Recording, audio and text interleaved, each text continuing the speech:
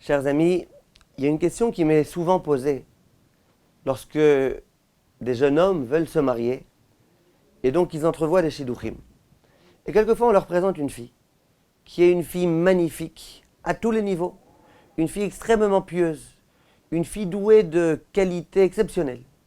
Le seul problème, c'est que ses parents ne sont pas religieux.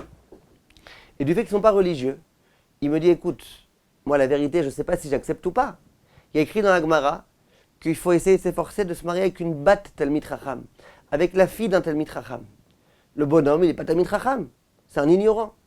Alors, est-ce que je peux me marier avec elle ou pas? Est-ce que ça vaut le coup ou pas? Voilà la question qui se pose, qui a été posée à des Gdolim et qui ont essayé de nous aider à voir un peu plus clair. Je précise, cette question, elle comprend deux volets. Le premier volet, c'est que son père, c'est pas un Talmid Chacham. Et donc, est-ce que c'est conseillé ou pas?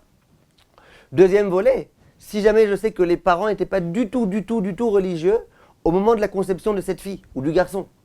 Et donc, je peux imaginer que la mère était nida, qu'elle était complètement impure au moment où il y a eu la procréation, puisqu'elle n'a jamais été au mikvé. Est-ce que je peux me marier, moi, maintenant, avec une fille de nida, ou une fille qui me dirait, est-ce que je peux me marier avec un ben nida? Or, aujourd'hui, on va parler du premier volet. La semaine prochaine, on parlera avec Hashem du deuxième volet. Il y a écrit dans la Gemara, effectivement, qu'il faut essayer d'épouser une fille de Talmid Chacham. Et si c'est vrai dans un sens, a priori, c'est vrai dans l'autre sens. C'est-à-dire qu'une fille, ce serait bien qu'elle essaye d'épouser un fils de Talmid Chacham. Donc, on aura vite fait de dire que si le père n'est pas Talmid Chacham, eh ben voilà, il faut refuser le shidduch. Et c'est ce que j'ai entendu récemment, combien ça m'a choqué, d'une fille qui m'a dit, voilà, je voulais faire un shidduch. On m'a proposé un bachour qui était exceptionnel. Et le bachour, il a commencé à prendre des renseignements sur moi. Quand il a entendu que mon père, il ne mettait pas le chapeau, il a refusé immédiatement le shidduch. Je lui ai dit, il n'était pas du tout exceptionnel, celui-là était exceptionnellement fou. Heureusement que tu n'as pas accepté un shidduch pareil, quoi, parce que ton père, il n'a pas le chapeau, on te refuse à toi, sans même prendre des renseignements sur toi. Alors ça veut dire quoi? Ça veut dire la chose suivante. Pourquoi c'est bien de se marier avec une fille Talmid Chacham? Pourquoi? Pour que le père ait un chapeau? Et ça ne sert à rien qu'il ait un chapeau. Le but de se marier avec une fille Talmid Chacham, c'est quoi? C'est deux choses. C'est qu'en général, la fille du Talmid Chacham, elle a baigné dans la Torah depuis son plus tendre âge. Et donc, elle a beaucoup de Yirat Shamayim, de Emouna.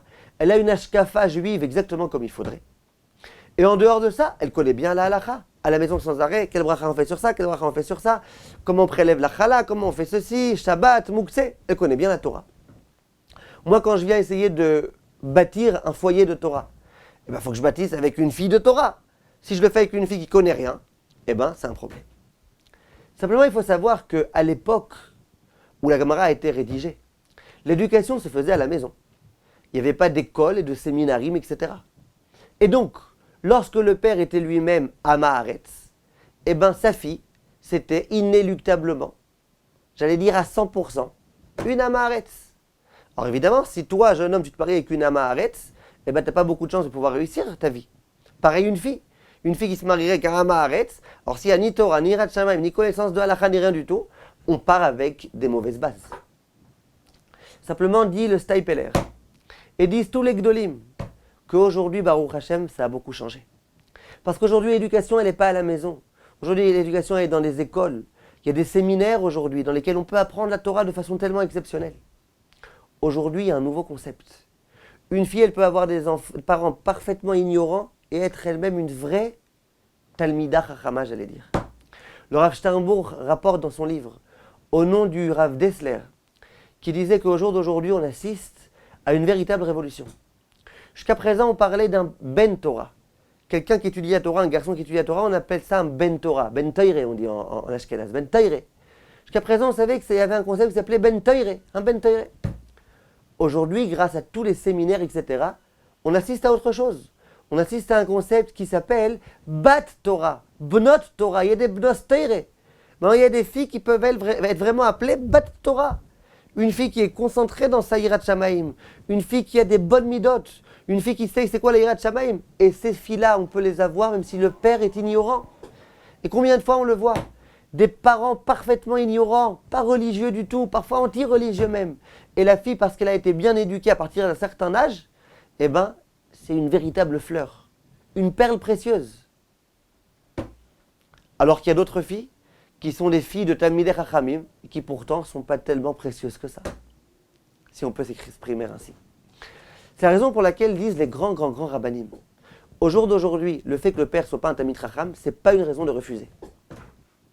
Chad mashmaït, on dit en hébreu. Ça veut dire qu'il faut que ce soit clair. Ce n'est pas une raison de refuser. Si la fille elle-même, c'est une bat Talmid Chacham, si la fille elle-même, elle incarne les qualités de ce qui est censé être une fille de Talmid Chacham, tu peux l'épouser. C'est elle que tu épouses. Ce n'est pas le père, ce n'est pas la belle famille. Dit le Rav Steinbourg, juste faut faire attention à ce que ses relations avec ses parents ne soient pas des relations qui puissent être destructrices. C'est-à-dire que si les parents ne sont pas religieux et que sans arrêt ils se mêlent et qu'ils imposent à leur fille de ne pas être trop religieuse, ça peut quelquefois semer la zizanie dans le couple. Mais si jamais elle a des relations saines avec ses parents, que les parents ne se mêlent pas trop, eh bien le fait que les parents ne soient pas Talmidei Chachamim, ce n'est pas du tout une raison de refuser.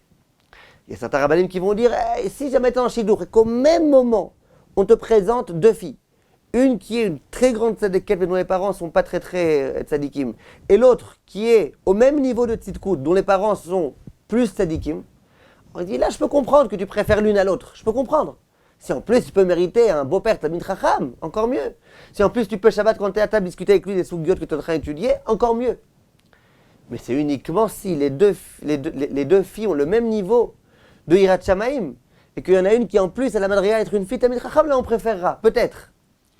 Mais ce qui est sûr, c'est que l'essentiel, c'est la fille elle-même. Pareil, exactement dans le sens inverse. Une jeune fille veut se marier avec un garçon. Ce garçon, c'est un bon bachour, quelqu'un qui étudie la Torah, quelqu'un qui a beaucoup de crainte de Dieu, quelqu'un qui a des qualités exceptionnelles, quelqu'un qui fait du chesed. Seul problème, ses parents ne sont pas religieux. Ben, c'est pas grave. Tu te maries avec lui, pas avec ses parents. Maintenant, le second volet, et qu'est-ce qui se passe si c'est pas simplement que ses parents ne sont pas religieux, mais c'est qu'ils n'étaient pas religieux du tout au moment où il a été procréé, au point où on peut être certain qu'ils n'ont pas été au mikvé, où la mère n'a pas été au mikvé, ben ça on en parlera avec Hashem la semaine prochaine. Merci mes chers amis de votre attention et à bientôt.